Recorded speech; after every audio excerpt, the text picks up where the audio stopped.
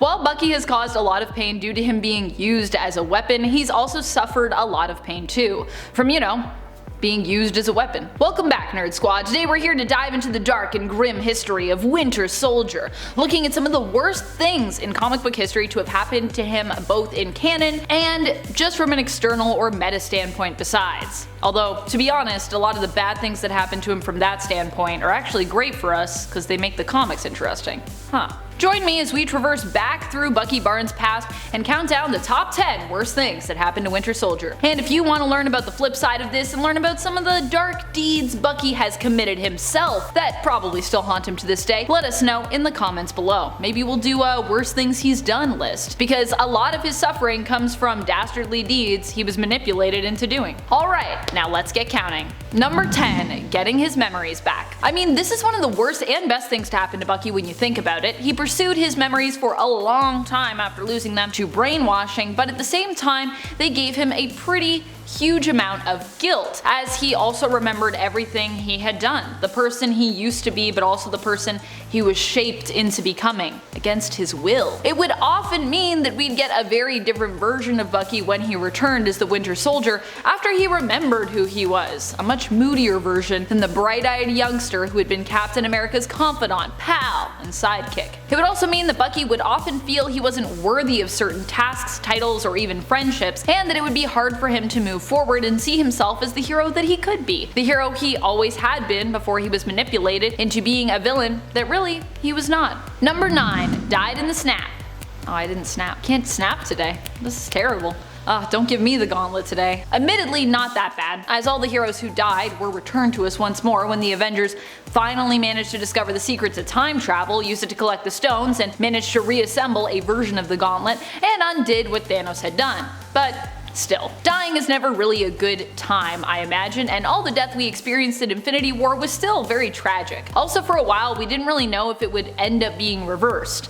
I mean, we hoped, we guessed, we assumed, but it was still unknown as to if it would end up being possible for our heroes to bring everyone back. So of course, Bucky is now back, and after Steve traveled back in time to settle down with Peggy, live his life out with her, and basically ended up retiring, the Winter Soldier returns to the screen to team up on Disney Plus with his partner and Cap's friend besides, Falcon, aka Sam Wilson. Alright friends, before we move on to this next point, if you are enjoying this video and you want to see more videos like it and hear more cool stuff about Winter Soldier, be sure to show us you like it by giving it a thumbs up. Hey! Number 8, the death of his parents. Not only does Bucky have a tragic life following the events of World War II, but even before then, it was pretty sad. When he was only 10 years old, he found himself an orphan. His mother had died earlier on when he was younger, making Bucky not just an older brother to his sister, but also kind of a stand-in parent for her as well, with his father working most of the time to provide for the family. Later on, Bucky would lose his father too, who died in a tragic accident that took place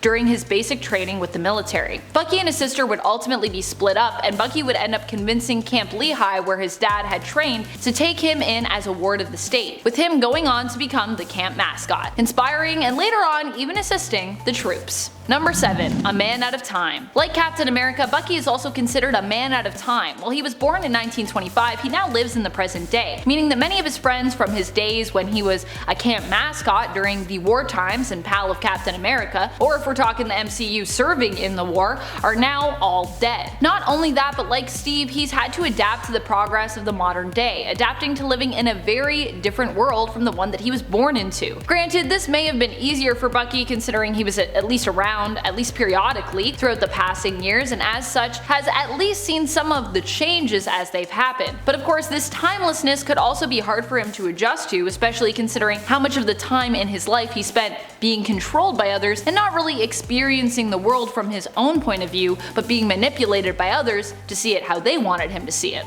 Number 6, death of Captain America. The supposed death. Anyways, Steve would later of course return, but yes, at the time, people thought that Steve Rogers was dead after he was shot through what looked to be the neck, yikes, and then later the gut, and yeah, anyways, he's fine, it's all fine. Bucky himself was initially believed to be the culprit, even by Falcon, and the two had a quick scuffle before Bucky explained he'd rather take his own life first before allowing himself to ever harm Steve. Aww. Bucky also then revealed that he was talking to the Nick Fury on comms and was only in the building that the sniper had sniped from because he was attempting to apprehend the person responsible, which then led to Falcon and Bucky teaming up to do so. Number 5. Used as a pawn in the Civil War. This is more exclusive to the movies, as Bucky didn't play quite as active a role in the first Civil War itself in the comics, but Winter Soldier was a huge part of the reason Iron Man and Captain America came to blows in the MCU's Civil War. Winter Soldier was revealed to be an assassin who was actually Captain America's brainwashed former BFF, James Buchanan Barnes. Gasp! Barnes was framed for the explosive attack on the Vienna International Center during the signing of the Sokovia Accords by Helmut Zemo to create a rift between the supers. Barnes was free and was seeking to learn more of his true past, but Zemo also reactivated his programming to take hold of the Winter Soldier once more so that he could use him to tear apart the Avengers and turn them against one another, especially after he revealed that the Winter Soldier was actually the one responsible for killing Tony's parents. Number 4. Frozen. Like Cap, Bucky Barnes was also frozen, being plunged into frozen waters and later retrieved by a Soviet submarine. Being frozen not only doesn't sound pleasant, because, you know, it's cold and uncomfortable and it hurts, but also it sounds pretty deadly. Bucky was lucky he survived, actually. In fact, the scientists that were to study him weren't even sure that it would be possible to revive him, and after studying him for 2 weeks without finding any traces of the super soldier serum that they had been looking for and hoping to find in his blood, they decided to put him back on ice. Ugh.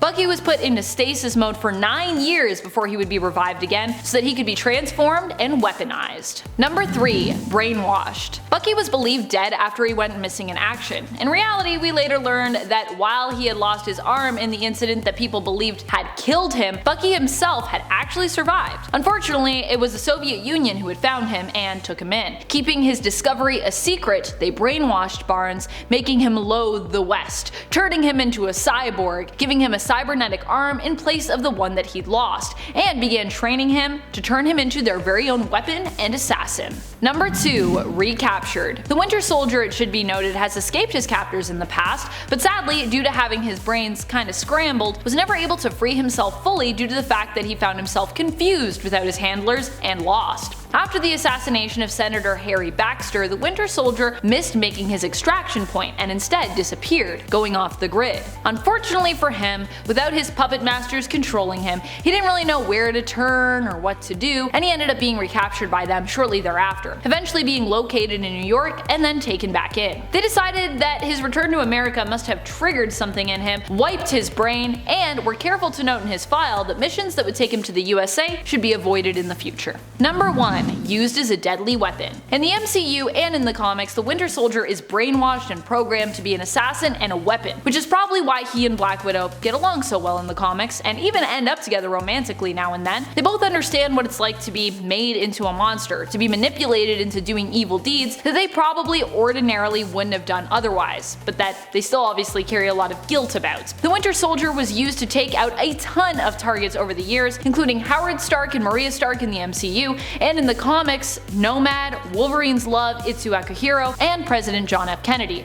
to name a few. What do you think are some of the worst things to have happened to Bucky? What do you think are some of the most atrocious acts that the Winter Soldier himself has committed? Let us know in the comments below.